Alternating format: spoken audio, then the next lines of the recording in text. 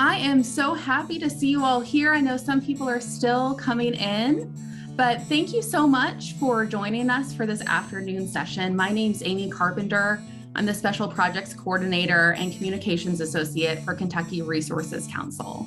KRC is a nonprofit and nonpartisan group of lawyers, policy experts, and advocates fighting for environmental justice across the state of Kentucky. Most of our time is spent in the courtrooms demanding a healthier Kentucky, but today we are here with you and our esteemed speaker, Jim Bruggers. James Bruggers, or Jim, covers the U.S. Southeast coal and plastics for the national nonprofit newsroom Inside Climate News. He previously reported on energy and the environment for the Louisville Courier Journal. Before moving to Kentucky in 1999, Jim worked as a journalist in Montana, Alaska, Washington, and California. His work has won numerous recognitions, including Best Beat Reporting, Society of Environmental Journalists, and the National Press Foundation's Thomas Stokes Award for Energy Reporting. He served on the board of directors of the SEJ for 13 years, including 2 years as president. He lives in Louisville with his wife, Christine Bruggers. And with that, I will stop talking and I'm going to turn it over to the reason you're here today, which is Jim. Well, hi, everybody. And Amy, thank you very much. I think I'm going to have to update my bio because last August, a stray cat entered our home. And so now we live with this tuxedo cat named Moo, and he's the best cat. So I'm going to have to update the bio to include Moo. I don't want to leave Moo out. So it's great to be here. I'm reminded of my very first story with the Courier Journal. I can't remember what the story was about, but I can tell you that the very first person I called for that first story was Tom Fitzgerald. And I don't know how many times I called Tom to ask him about what he was working on and his perspective on issues or whatever over the next 18 and a half years that I worked at the Courier Journal, but it was certainly a large number of times.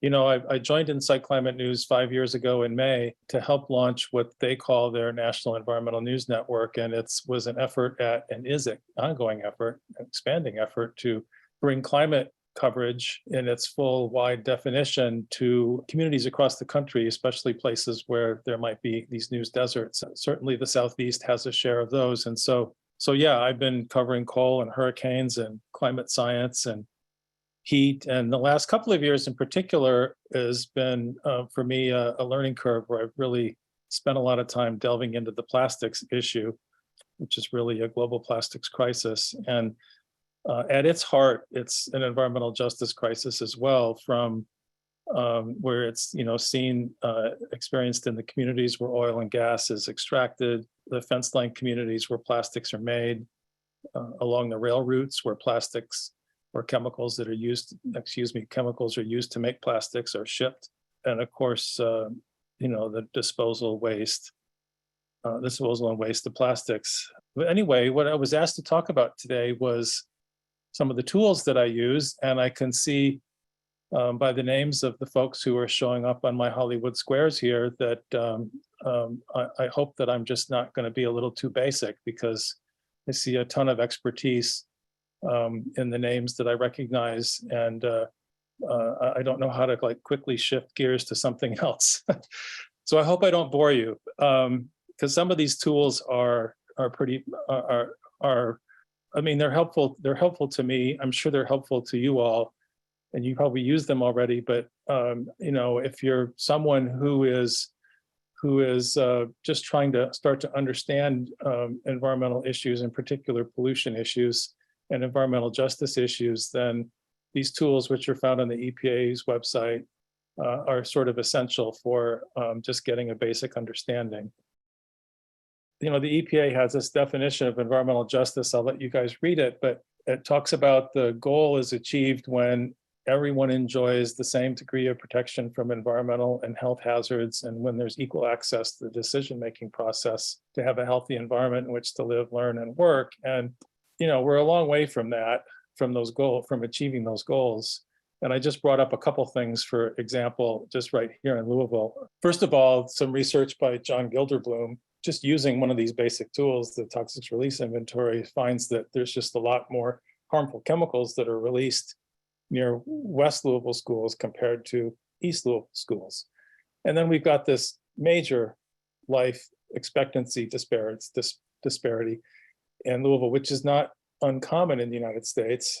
And of course, there's a lot of different reasons, a lot of different factors go into that, but certainly environmental exposure is one of those. But it's just starkly, unfair to think about people, depending on where you live, might shave 12.6 years off your life. I've got actually a different kind of definite, I think a lot of people have different ideas about journalism and environmental journalism. That's one sort of definition. There's another one that I'm going to read here. It's from the Society of Environmental Journalists. It's a little longer. This is how you, like, if you want to become a member of the Society of Environmental Journalists, you have to be a journalist. And a lot of people have different ideas, but it's a discipline of collection, investigation, verification, interpretation, and communication of facts that provide information needed by the public to make important personal, professional, and social decisions. It seeks to gather and convey a fair, accurate, and independent account of the meaning of that information as transparently as possible, free of obligation to any interest other than the public's right to know. It goes on a little bit more, but I just want to talk about some key factors of this. Independence, not affiliated with one side or the other. A document frame of mind, we talk about that a lot as journalists. It's we want to find documents that actually can help us provide to get to the truth, to get to the closest version of the truth we can find. We want to have our reporting supported by data, and it's really, that's because we're really looking for evidence. The great portal to the EPA's vast stores of data is this EnviroFacts, and I'm actually not going to go to this particular site right now, but I'm going to go to a couple other ones later and just run a couple of examples. But this is where you can find the toxics release inventory. It's where you can find access to enforcement and compliance data. It's where you can find a whole bunch of things. And it's worth it if you're just getting going here to just spend some time on this and the other EPA sites I'm going to go to. The toxics release inventory is kind of the great granddaddy of all the pollution databases out there, and it's been around since 1986. It's pretty easy to access right now, but it didn't used to be that way.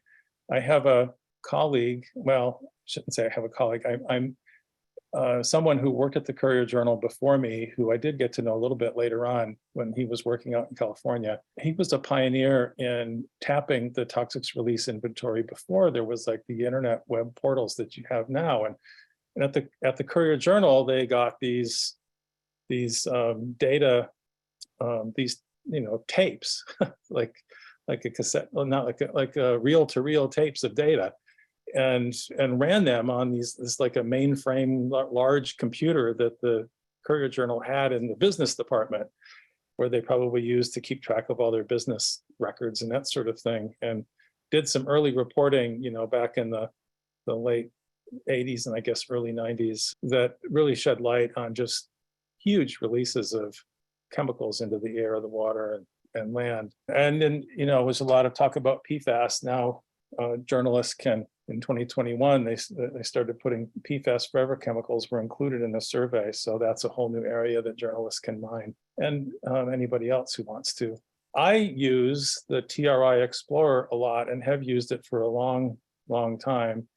And it's a little exercise that I'm going to attempt to do here to replicate. If I don't replicate it, this is what it looks like. But like, what are the most polluting facilities in Kentucky?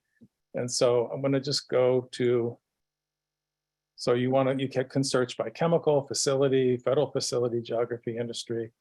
In this case, I'm going to search by geography, and hopefully it'll work today. Sometimes it doesn't. So the year is 2021. US by state. So let's find Kentucky.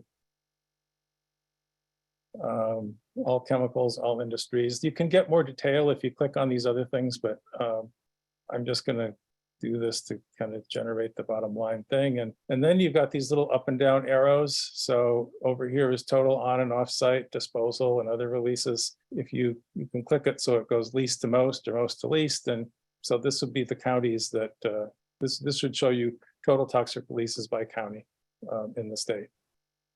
Oh, look at that. See, I knew I would screw up doing something along here. You can also search, I should have searched by facility, and you would have gotten, if you search by facility, you would have gotten these particular facilities as the top 12. And I could do that again, but given who I see who's on this audience, I don't think I'm going to do that because you probably already know how to do it. The other interesting thing is that you can also do a trend search, and I just pulled, for example, a trend search for El Genie's Mill Creek, and one thing to note here, you'll see this much, it goes down, then it comes up, it goes way up, and then it comes down. So this is just sort of a starting point for a journalist inquiry, or from my point of view, and one might ask some questions about, well, what happened here? Why, and then why do we all of a sudden have it go up, and why is it coming down? And so it's just the starting point to ask questions. And, in this case, EPA's TRI, toxic release inventory data over the years, they've added chemicals and groups of chemicals that companies have to report. And as they've done that, then the total numbers will go up. So you have to kind of take that into account, because each year may not be like an apple to apple comparison. But you can also go, well, you're here, and then all of a sudden, what's going on here? Well, this is where you can go ask the several folks that are at the Louisville Air Pollution Control District, well, what's going on? Did you do some kind of regulations or whatever? And they'd be able to answer the specific questions about that. But there is an ability to be able to kind of do trends, but you just have to make sure that you interpret them appropriately.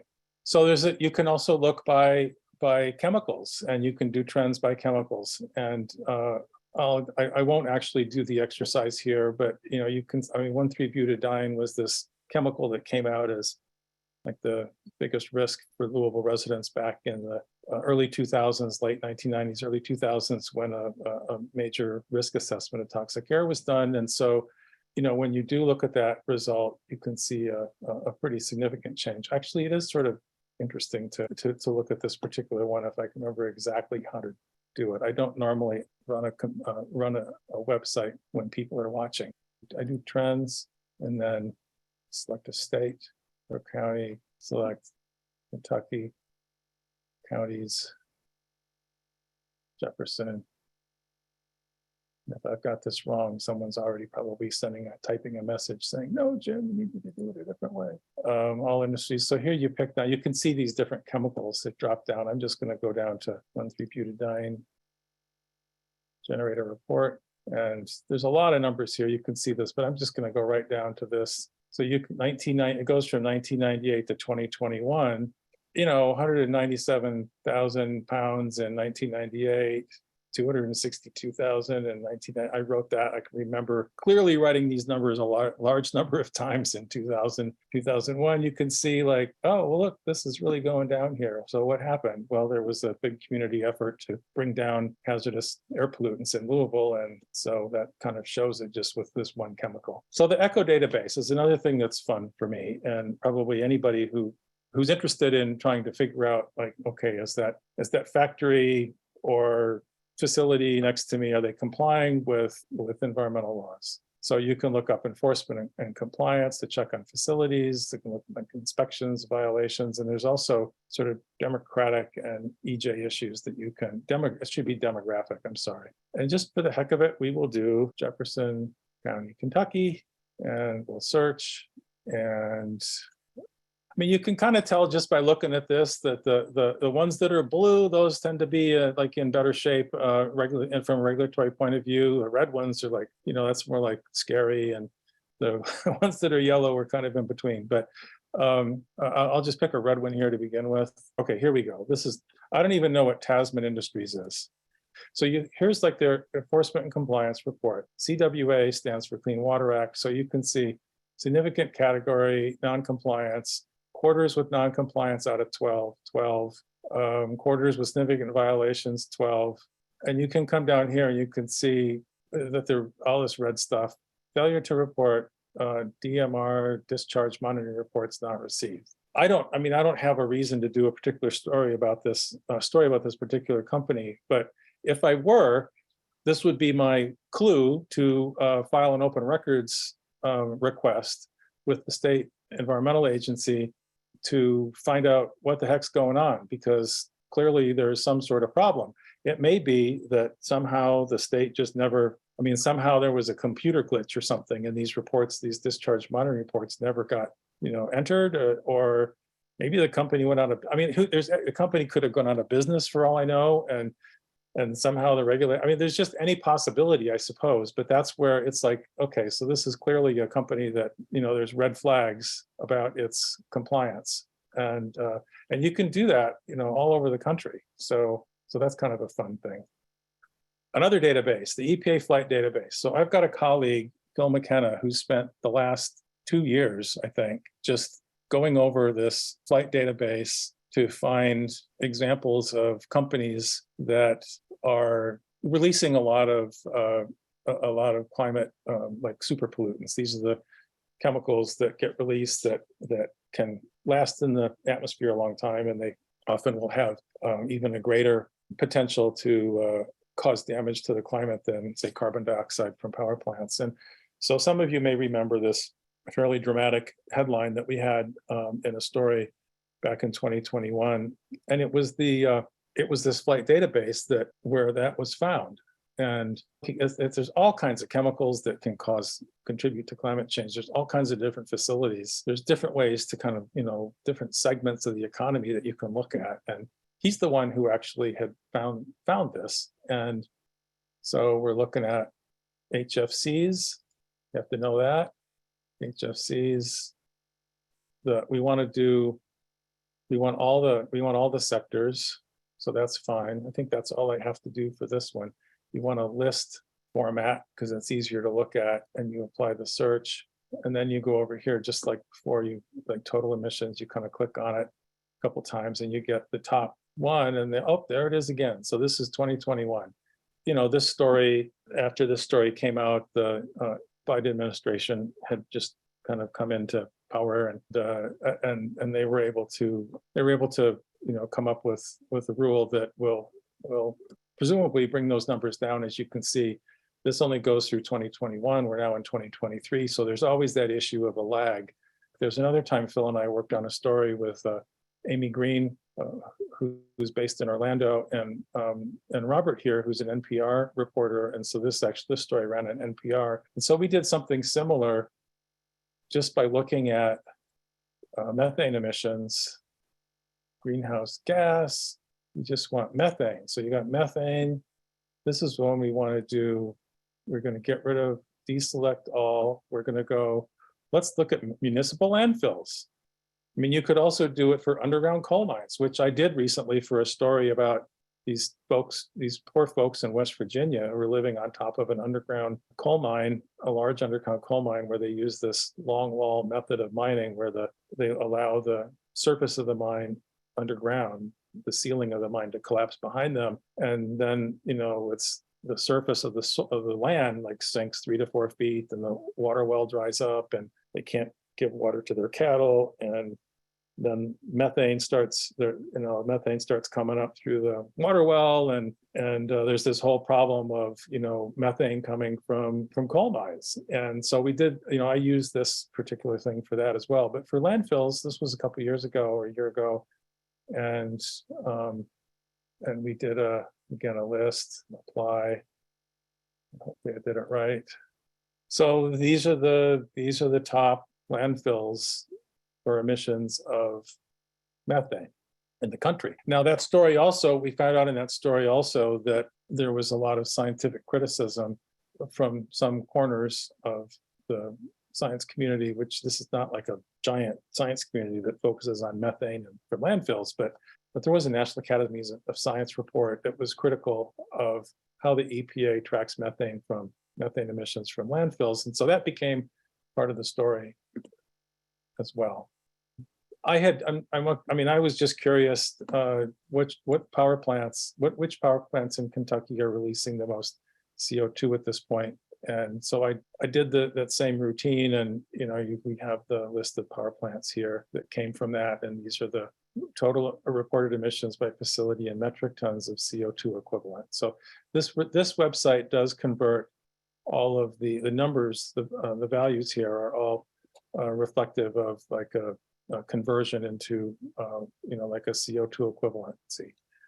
With this particular, when you have a facility, if you want some more information, you can just click on them. So you saw this gent plant was number 1. So you can click on that plant and then you can get more information. This is just a little snapshot, a screen grab of just some of the more information, which shows trend over time, which generally with, with like coal-fired power plants, you don't really see that big of a change unless the coal-fired power plant is just not burning as much coal, because there aren't really, the EPA has struggled to be able to put emission limits on carbon dioxide emission limits on coal-fired power plants.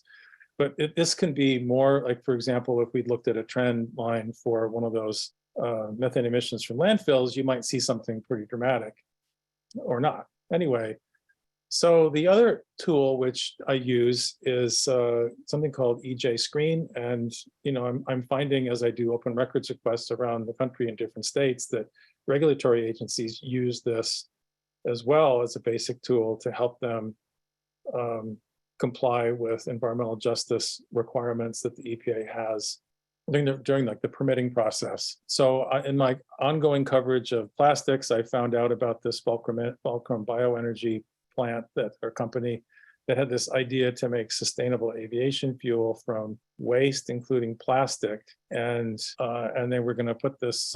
They are planning to put this facility in Gary, Indiana, which is definitely an environmental justice community. And these two women here, who you can see, are leading an effort to try to prevent that from happening.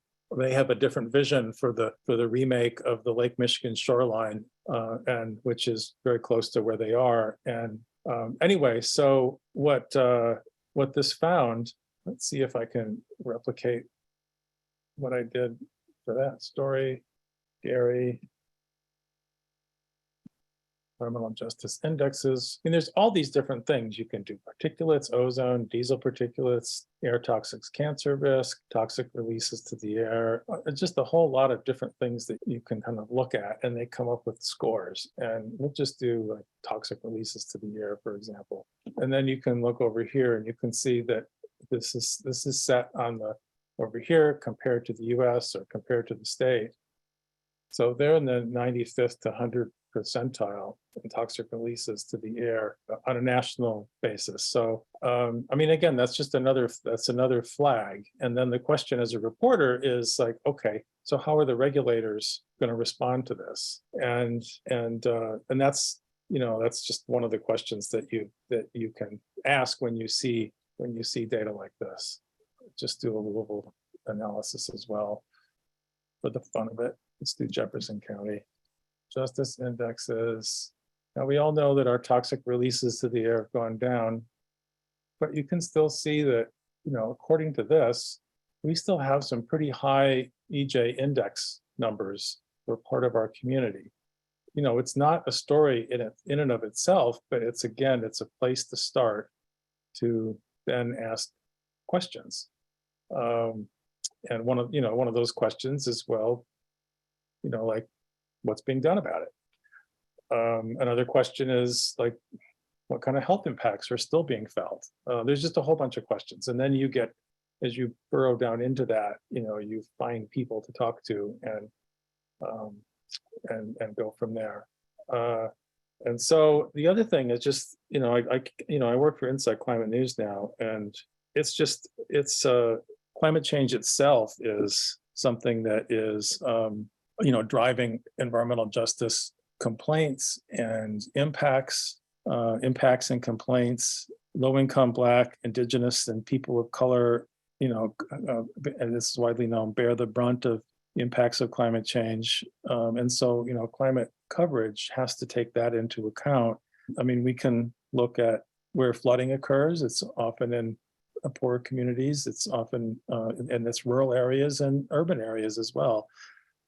I've done stories about, climate change and worsening runoff from mountaintop removal sites and strip mine sites in Eastern Kentucky and West Virginia, and the poor communities that affects. We've been to Cancer Alley and reported on impacts from fence line communities, from companies that are continuing to produce, fossil fuels to drive our cars and power our cars and trucks and airplanes and make all the plastics. We've done stories about farm workers being increasingly exposed to deadly heat and how people living in the poorest parts of cities like Louisville to Phoenix to New York are also impacted not only by climate change and the extra heat from climate change, but also the impacts from the additional heat that occurs in urban cores, the urban heat island effect. So I guess to sum up, we have, these are just sort of tools that reporters can use, that I use. They're not meant to provide the answers. They're hopefully going to provide a pathway to ask questions, to also dig up documents that will help explain what we're seeing and to try to get to the closest version of the truth that we can find.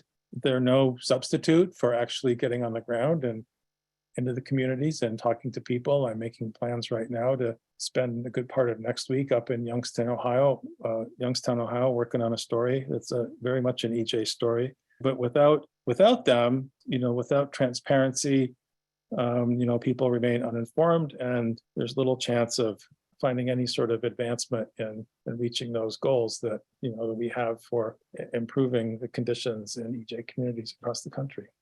So that's what I've got for my formal presentation. I normally don't do formal presentations. I like to just sort of have a conversation, and I think we still have, a fair amount of time to do that. Thank you so much, Jim, for sharing and walking us through what tools you're using behind some of your really great work. We do have a few questions if you're up for it.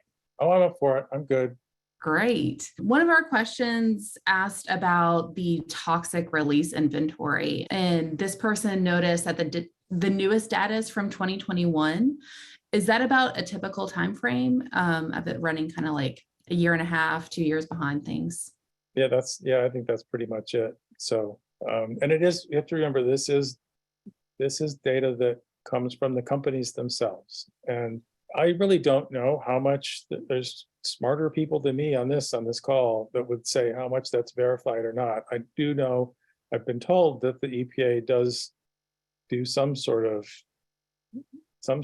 review, but I don't think that they, I think that if there's problems with the data, I know in the past, I've done stories about toxic release inventory data, and I've gone to the company and said, why do you report this much stuff? And they'll say, well, we made a mistake. And then there's this whole issue.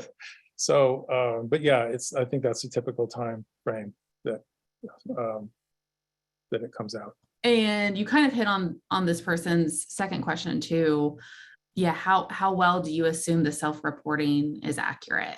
Well, I will, in a story, I will say that it's, self-reported. I'll just identify it as that. And in the case of reporting, like, for example, the stories that we did on the landfills that were emitting methane,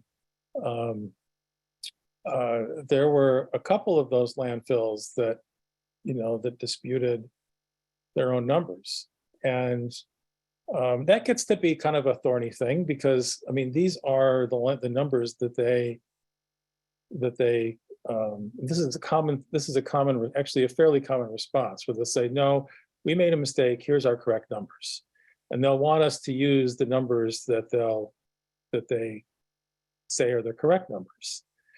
And my response to that always is, well, fine, if those aren't the correct numbers, then you work with the EPA, and when the EPA updates its toxic release inventory, when we do this, if we do this story again, we'll look at whatever numbers the EPA has on their website at that point. But we're assuming that these are the best numbers that the EPA has. And so whatever vetting process or lack of one that the EPA has on every single pollutant that's of all these hundreds of different pollutants that are reported, we're assuming it's the best that's available, and the companies presumably have incentives to make sure that they're accurate. And so for the purposes of doing a news story, I just, if there's a problem with them, sometimes that will come out during the reporting, but generally, we use them.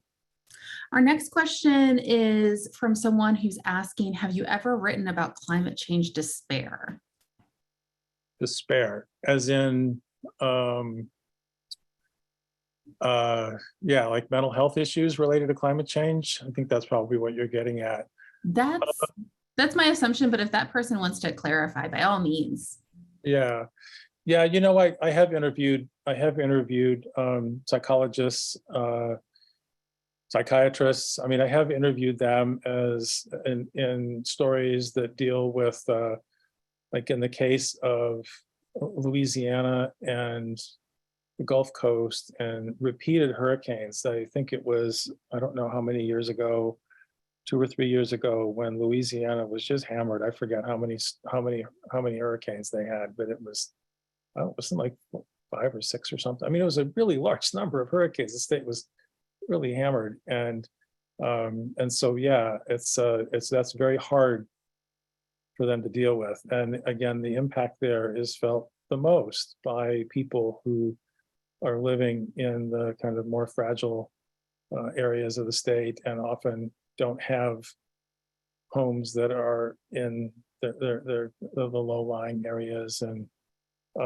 so I have. It's definitely a thing, and as a matter of fact, it can affect journalists who cover climate change as well. We had Inside Climate News had a retreat in April, and we were staff of about, I think there was about 25 of us there, and we actually had a therapist who's I guess has put some thought, and part of her practice is, I mean, this isn't what part of her practice though, it deals with helping families navigate, like if you have children and whatever, how you navigate some of these issues, and it affects journalists who cover. I mean, this is not a pleasant place to spend 8 hours a day thinking about, and so I think it affects people. It affects reporters. I'm sure it affects a lot of different people.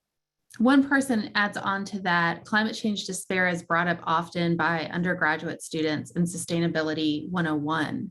In my experience, this is something that comes up with regard to wicked problems. I liken it to compassion fatigue in healthcare and veterinary workers. So I think all of us probably have a deep passion for our world and what's happening to it. And I think, that's probably a real feeling for a lot of us. Yeah, I mean, it's there's both.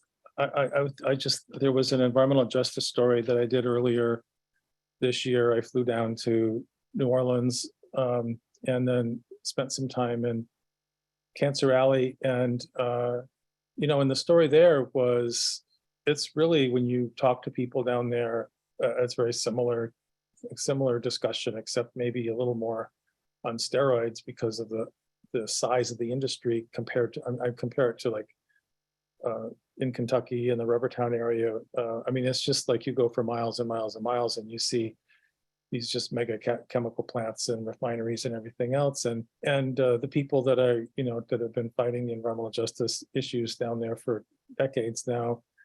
I mean, it's hard to listen to their stories, but on the other hand, was uplifting. The angle that I took with this one particular story was how it was these very dynamic Black women who were not only leading the environmental justice movement down there, but their work has really been leading the environmental justice movement across the United States. And how I think that with the effort that's been underway with the Biden administration, they tell me they're seeing some of the biggest advances that they've seen in their decades of working on this issue. And what powered them was their faith. I mean, many, some of them were from like Black Protestant churches, but there was a couple of them that were actually working, actually came from a Catholic faith perspective, and there they were having trouble. I mean, they have the Pope and his Laudato Si encyclical, which is really about, in many ways, about climate change and care of the earth and care of the poorest people on the earth. And so they have that at the top, but then they have this level of like the bishops in the United States, and sort of which they feel are kind of and their own priests are hard to work with, because there's economic pressures and politics gets involved, and in the Catholic Church there's a lot of different issues that come into play around the abortion issue and everything else. But it was very, I thought for me, it was pretty uplifting to be able to hear the stories of these Black women talk about what motivates them and the victories that they've been seeing. Our next question is, have you noticed validity to the thesis that being at the top of the TRI list is the most powerful impetus for polluters to clean up?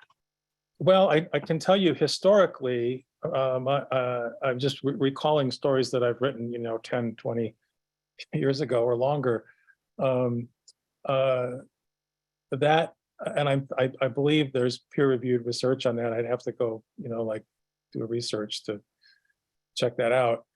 Like going into Google Scholar, which is a pretty good tool in itself to try to find peer-reviewed researchers and research. But yeah, I think that it's particularly early on, companies did not want to be at the top end, at the upper bounds of the most polluters and whatever else. And so I do think that I recall that researchers found that was somewhat of an impetus for bringing their emissions down. There's a lot of different reasons why companies bring emissions down. That would be like a voluntary thing.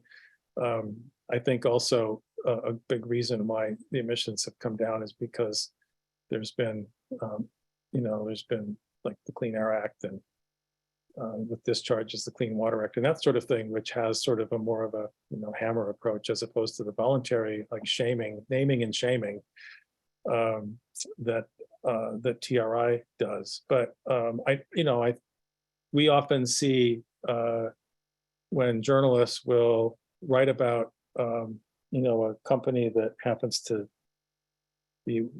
have the most emissions or the largest discharges or whatever in the United States or in a region, that they don't like that. And so I think there's some validity to that. Our next question is, you showed some info on methane from underground mines. Is there any information on permit violations by surface mines, or does that go through OSM? What I found out with this story that I just did when I got back from West Virginia is that methane emissions, there are no limits to methane emissions from mines. So I was told there were some reasons for that. There's concern about if when you have an underground mine and you've got methane, you want to get the methane out of that mine while the miners are in there, because you don't want them in a dangerous explosive kind of situation. And so they design these mines with methane venting and whatever else. And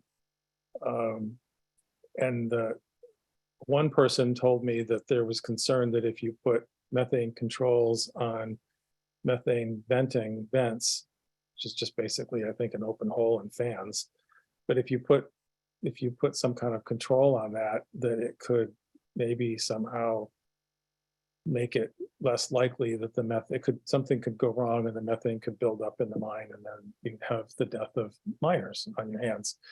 I'm not an engineer. I don't really know how accurate that is. I know, generally speaking, in my time, that industries don't often. It's not often that they voluntarily want to add pollution controls or that sort of thing. But I'm not aware of any limits to methane emissions from mines. That's like the formal venting. The kind of emissions that were methane leaks that I was looking into and that I was shown are more of the kind where you have sort of like cracks in the rock underneath, and there's fissures, and the methane will just like, maybe like in the case of a someone put a water well in, there might be even an old it might be an old gas well or something. And so then the methane finds its way, it kind of builds up as a cloud in the underground mine. And this is like after the miners have left. And it can kind of build up as a cloud, and then it can seep up through the rock. And maybe if it finds an old water well, it'll come up through the water well. And there they just simply put a pipe in and say it's safe, even if it's like 9 feet from your your back door. So thank you for that, Jim. And then this person also followed up with not just wondering about not just methane, but possibly other toxics from surface mining. yeah, it's not something, I mean, it's been a few years since I've covered that issue, but if you recall, there was some legislation that I believe John Yarmouth was trying to get passed, and I don't remember the status of, but it was to call for like a National Academies of Science report to study, to look at all the health impacts of living near surface mines, where the mountaintops and sides are blown up, and lots of dust is released, and bits of rock, and methane gas is released as well. And that study was never done. I don't remember the details of it being blocked, of how it was blocked, but that study was never done. But there was a researcher in West Virginia whose name slips my mind at the moment, but had done a lot of research in that area with I think 2 or 3 others. And so yeah, those are issues, but I don't know that the answers were never sort of like confirmed by, say, an official body like the National Academy of Science, because there was an effort to block that study. Well, I want to give anyone else who maybe has a question forming in their head right now, just a little bit to think about it. But before we close, Jim, I would love to just hear from you. I know you've been reporting on climate change and environmental justice longer than Inside Climate News has been around. So what was kind of your motivating moment or defining moment that brought you to reporting about these specific issues? Well, it was growing up in Saginaw, Michigan in the 1960s. And my parents had a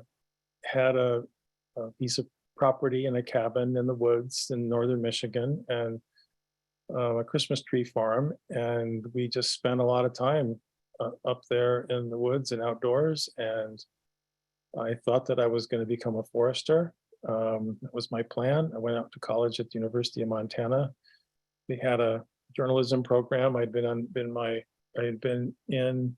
Worked on my student newspaper in high school in the like 1974 and 1975 and 1976. And I don't know, it was out there in Montana that I just tapped back into this experience in kind of nature that I had growing up. That I went to forestry school, went to journalism school. I saw a reporter who was working at the local paper at the Missoulian at that time, who was covering these big national forest issues and logging issues. And it was like, became sort of like, maybe that's something I could do. And so that's kind of the seeds of it. But I mean, I've been definitely an ink-stained wretch. I've been doing this, except there's no more ink, I guess. It's electronic bits.